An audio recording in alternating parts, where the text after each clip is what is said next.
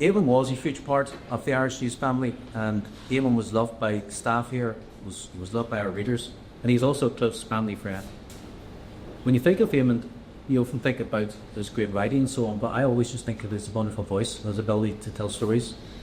And Éamon had an incredible gift for that. He just had this wonderful ability to inform, educate, and do it in such an entertaining, captivating way. And that's why technology that you're going to see this morning, it really brings all that back to life. Spotters drive evictions. From the Old Lodge Road to Crumlin Road in Belfast, there was a well-organised gang of what have come to be known as the spotters at work during yesterday. They were obviously under the direction of a tall, respectably dressed young man.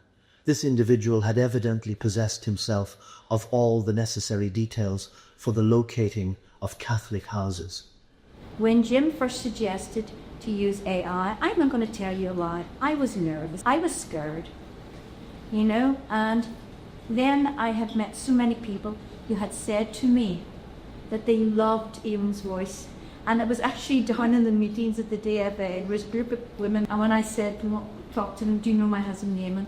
And they said to me, well, if Éamon read out a street directory, I would have said yes. And that was the thing that turned my light, and I said, yes, we have to get in to and use this AI. I know that Éamon would have been delighted with this, because Éamon wanted to go out and take history to all the people. He travelled up and down the country.